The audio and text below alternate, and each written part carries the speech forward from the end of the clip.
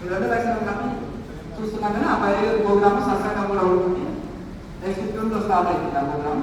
అయితే ఇక్కడ హిమాలయంలో మాకంటే సీనియర్స్ చాలా మంది చదువుతున్నారు. వాళ్ళు ఏమో అన్నం మీద తీసుకోరు, కానీ వాళ్ళు ఇక్కడికి వచ్చేటప్పుడు ఇష్టపడరు. మరి మా గురించి కర్మగానే దాన్ని ఇక్కడ సమాజంలో పంపించాలి. అయితే సరే ఏదైనా కానీ ఇక్కడ ఆయన గుండె శ్వాస నాటి ఇవన్నీ ఆపి అక్కడ చూపించారు. 41 days ఉన్నారు. అప్పుడు వాళ్ళు కుదిరి నువ్వు ఇంత శక్తి ఉందా ఈ యోగంలో అని వాళ్ళు లక్షల మందికి క్లాసులు పెట్టారు. అందుకని ఆటోబయోగ్రాఫీ యోగి బుక్ 100 భాషల్లోకి రిలీజ్ అయింది. ప్రపంచంలో ఫేమస్ అయిన బుక్. ఎవరైనా చదివారా చదివిందండి? ఒక యోగి ఆత్మకథ తెలుగులో. దీన్ని స్టీవ్ జాబ్స్ ఉన్నారు కదా, వాళ్ళ స్టీవ్ జాబ్స్ ఎవరు? యాపిల్ కంపెనీ ఓనరేనా? సరే, ఆయన వాళ్ళ ఎంప్లాయీస్ కంటే ఇది $1 మిలియన్ ఆస్తి. ఇది చదవండి అని అందరికీ పంచుతాడు. కనుక ఆనాడు అమెరికా అధ్యక్షుడు, ఇంకా ప్రపంచంలో గొప్ప గొప్ప వాళ్ళు సైంటిస్టులు కూడా పరమహంస యోగానంద దగ్గర దీక్ష తీసుకున్నారు. గాంధీజీ కూడా పరమహంస యోగానంద దగ్గర దీక్ష తీసుకున్నారు. ఆయన ఉప్పు సత్యాగ్రహం, దేశంలో ఏ సమస్య వచ్చినా నిరాహారిగా ఉండేవాడు. ఎప్పుడు ఉపవాసాలు.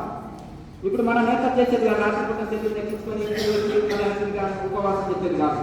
ఆయన 21 రోజులు గాంధీజీ వృద్ధాప్యంలో ఎలా ఉండగలిగారు? ఆయన క్రియాయోగి పరమహంస యోగానంద దగ్గర దీక్ష తీసుకున్నారు. అలాగే బంకిం చంద్ర చటర్జీ, అలాగే రవీంద్రనాథ్ ఠాగూర్, వీళ్ళంతా రాయలమాని దగ్గర దీక్ష తీసుకున్నారు స్వాతంత్ర సమ్మేళనాలు. అయితే ఇక్కడ వీళ్ళంతా కూడా ఇది ఎట్లా సాధ్యమవుతుందంటే, ఒక వృద్ధుడికి 21 రోజులు ఆహారం తీసుకుని కేచరముద్రలో ఉన్నాడు. కేచరముద్ర ఉన్నప్పుడు ఆకలి తప్పుడు కనుక్కుంటూ వస్తుంది. అలాగే పరమహంస యోగానంద గారు ప్రపంచ దేశాలు యూనివర్సిటీలో ఒక సబ్జెక్టు ఆటోబయోగ్రఫీ ఇది. కనుక ఈ రకాల సద్వినియోగం చేస్తున్నాం. మన యోగము మనకు కొత్త అయిపోయింది. కానీ ఇక్కడ కనుక దీన్ని మళ్ళీ తిరిగి మనం బ్రహ్మజ్ఞాన భారత్ కావాలి. స్వచ్ఛ భారత్ మంచిదే, స్వస్థ భారత్ మంచిదే. స్వస్థ అంటే ఆరోగ్యకరమైన భారత్, స్వచ్ఛ భారత్ మంచిదే, అంటే పరిశుభ్రమైన భారత్ మంచిదే. దానికంటే ముందు బ్రహ్మజ్ఞాన భారత్ అంటే అన్ని సెట్ అయిపోతుంది. స్వార్థం అనేది పేర్కొని పోతే ఆరోగ్యం పట్టించుకోము, శుభ్రత ఉండదు, ఏది పట్టించుకోము. అలా బ్రహ్మజ్ఞానం వచ్చి కలిగింది అనుకోండి, స్వార్థం లేదు. జీవించనివ్వు, బ్రతకనివ్వు, తిననివ్వు, అందరూ బాగుండాలి, అందరిలో నేను ఉండాలని కోరుకుంటుంది. స్వార్థం ఎక్కడైతే ఉంటుందో అక్కడ అజ్ఞానం ఉంటుంది, జ్ఞానం ఎక్కడ ఉంటుందో అక్కడ ఈ స్వార్థం ఉంటుంది. కనుక మనకు కావాల్సింది ఏం కావాలి? పూర్వం బ్రహ్మజ్ఞాన భారత రుసుమంతా ఎంటర్టైన్మెంట్ పడుతుంది, అంత బ్రహ్మజ్ఞానం ఉన్నారు పూర్వం. ఇప్పుడు మళ్ళీ వెస్టర్న్ స్టైల్లో వెళ్ళి అజ్ఞానాన్ని రుద్దుకున్నాము, రుద్దుకున్నాం. మళ్ళీ మీరు ఏం చేయాలి? మంచి సోపు పెట్టి కలుపుకోవాలి. క్రియాయోగం మన సోపు పెట్టి అజ్ఞానాన్ని కలుపుకొని జన్మ లేకుండా చేసుకొని మోసస్థితిని అనుకోవాలి.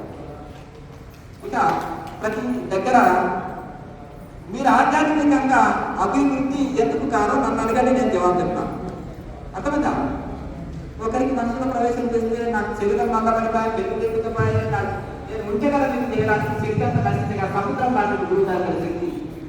సముద్రం వస్తున్నాయా? పవర్ ప్లాంట్ దగ్గర ఎంత కరెంట్ వాడుతున్నా వస్తుందా? అర్థమైంది కదా?